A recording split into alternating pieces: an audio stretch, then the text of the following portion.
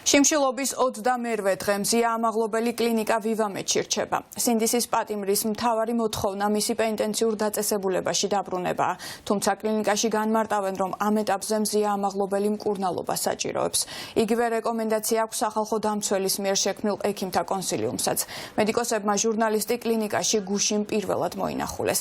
ნინა მაჩაბელი მუშაობს თემაზე და ახლა ის შემოგვიერთდება პირდაპირ ეთერში. ნინა, თუ არის ცნობილი დღეისთვის როგორია მზია ამაღლობელის ჯანმრთელობის მდგომარეობა?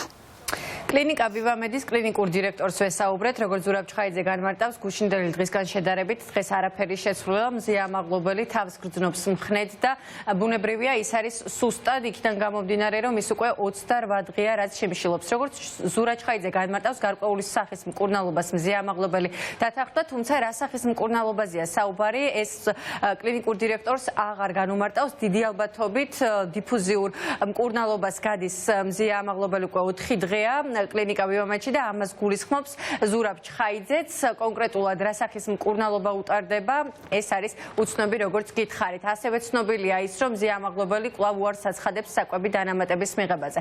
აქვე მნიშვნელოვანია ის გარემოება, რომ თავად ჟურნალისტ ნეტგაზეთისა და ბათუმელების დამფუძნებელს აქვს სურვილი, რომ 4 მარტს ჩანიშნულ პროცესზე, მის პროცესზე თავად დაესწროს, მივიდეს სასამართლო სხდომაზე.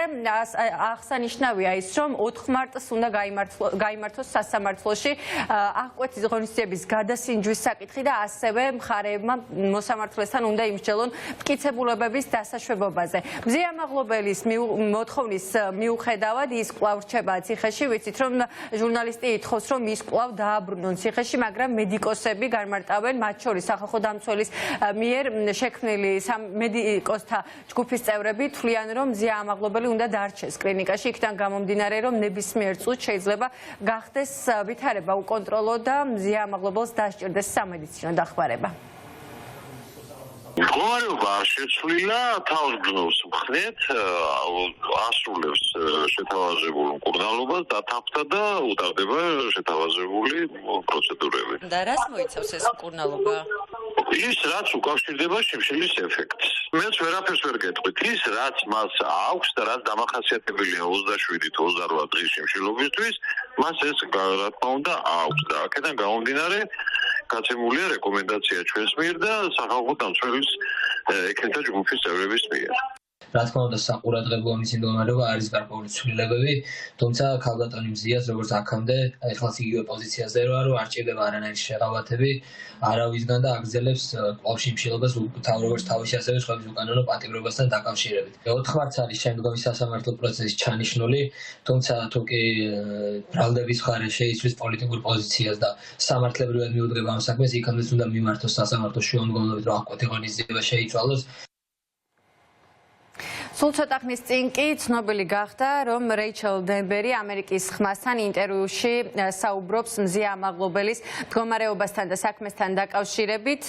Human Rights Watch-ის ევროპისა და ცენტრალური აზიის პროგრამების დირექტორის მოადგილე განმარტავს, რომ ხელისუფლების მიერ ყველა ზღურის გადაკვეთის ერთ-ერთი აშკარა გამოვლენებაა სწორედ ჟურნალისტის საქმე და აქვე ამბობს, რომ ძალიან ბევრს მეტყველებს ის, რომ ერთის მხრივ პოლიციელები, რომლებიც მუდმივად ძალადობენ საქართველოს მოქალაქეებზე ქუჩაში, მათგან არავინ ისჩება სამაგიეროდ ჟურნალისტს სჩიან ადამიანს, რომელიც უკვე წლებია საკუთარ პროფესიულ მოვალეობას პირნათლად ემსახურება.